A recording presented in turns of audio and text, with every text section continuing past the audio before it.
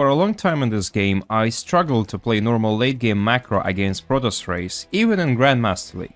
Sometimes it's just too tough. You gotta spread creep, inject, place overlords, fight at two fronts, and just be like Serral. The problem is that I wasn't like Serral.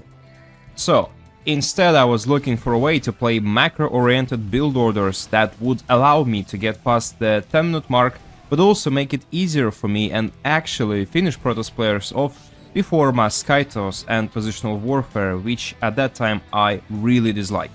And that's how I came up with a 66 drone roach push into a late game macro. Initially, this build order was created long before in Wings of Liberty by Stefano, but I took the idea and made it suitable for Legacy of the Void.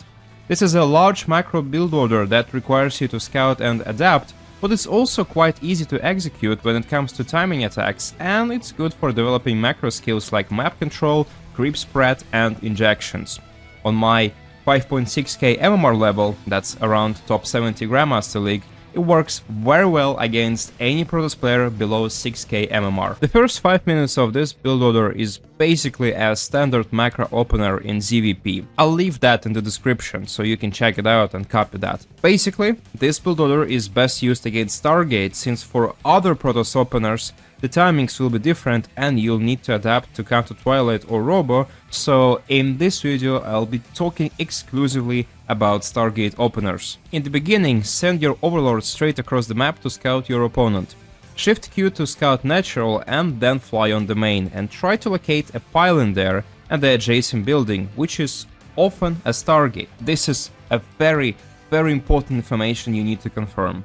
Your second Overlord flies to your own natural and stays there to check for cannon rush, and after some time you can send that near Protoss bases, preferably next to his main or maybe his third location, and then you can scout with it at 4-minute mark or later. Our goal for now is to be as greedy as possible.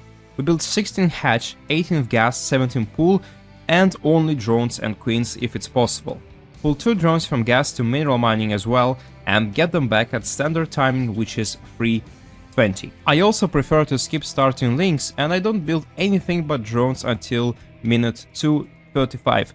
Around this time we need 4 lings to counter the first adept.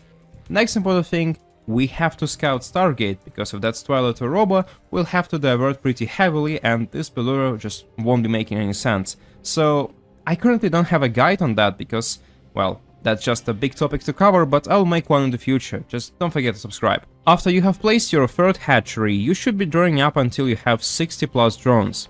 During that time, keep on building queens from second and third base, and you need 6 queens in total, 3 for injections and the other 3 for creep spread and to defend against oracles. Most of the scouting should be done by your first 2 overlords that we have around his bases. If they were shot down by a void ray or a stalker, send 1 or 2 links to see what's going on. Normally, no matter what your opponent does, except for a few cases, this build order will work fine against any post-Stargate opening. The only really scary exception for that rule would be skytoss, but even if you scout it late, you could still wreak some havoc with roaches to buy time while you go for hydras or corruptors at home. To counter all other scary stuff from Protoss, you just need to place down your Roach Warren at 4:30. This will ensure you can queue up an emergency pack of roaches in case of troubles. The most dangerous thing would probably be a small group of glaive adepts, which is a popular thing in Grandmaster League. What should you scout for? Well, with Overlords it's pretty easy, but if it's denied, track few things with links. First, how many oracles? The more he has, the better. They cost a lot of gas, and if he's making 2 or even 3 oracles, there is not gonna be a big push out soon, maybe a few adepts, but lings and queens will counter that. Second thing, probes moving to third base and static defense around second and third base. If he adds batteries, it's a good sign because he's feeling defensive and playing it passively. Third thing, army composition. Check the third base. More than 4 or god forbid 6 adepts, he'll soon attack with them, with or without glaives. If he's warping stalkers, he'll probably attack around 6:30 and you'll have enough roaches, so no worries as well. If you see a Robo or Immortals or some sentries, it's also a good sign since it means no attack earlier than minute 7, and by that time you'll have your own economy and army prepared. So to make it really clear, except for adepts, every other Protoss opening is gonna be arriving later and you can freely drone up until you have 60 drones and you shouldn't be worrying about that. But despite what's happening in this game, keep your goal in sight. You need at least 60 drones, 5 gas casers, and a Lair. Both Lair, Roach Warren, and also one evolution chamber should start at around 50 workers. Normally that would be around minute 4:30. As for gas, add it when you've saturated all mineral bases.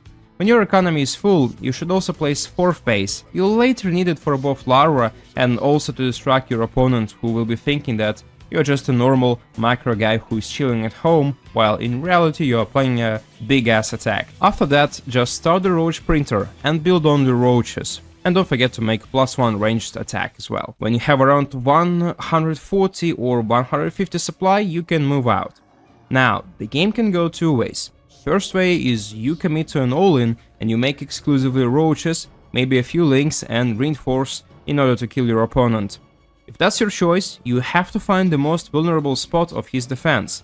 In 90% of cases, that would be his natural base. The majority of Protoss players build shield batteries and cannons around 3rd base, so do not go there and instead bait him to leave his defensive positions and fight you in between his bases. That would be closer to natural most of the time. If he refuses, just break into natural and start harassing his economy to force an engagement. If your opponent was careless and scouted poorly, he will very likely die from that attack. Another option is to transition into macro game. After you are past the mark of 150 supply with roaches, just put down a hydro den and increase the drone count up to 85, taking all gases and going into lurkers with hydras, lings, hive tech, and so on. Your first roach attack here should just deal some damage, maybe delay his 4th base, trade favorably, or just force him to spend too much money on defensive structures. One of these works fine because it buys time for your 4th base economy to blossom and it gives you some space to fully transition to scary lurker tech. You can see it works really fine against that Protoss player in my replay, and he even complimented my playstyle and this build order. That's pretty much it. Since it's a complex build order, don't hesitate to ask questions in the comments if you need any advice on how to play it. Thank you for watching, don't forget to subscribe for more, and also have a nice day and see you next time.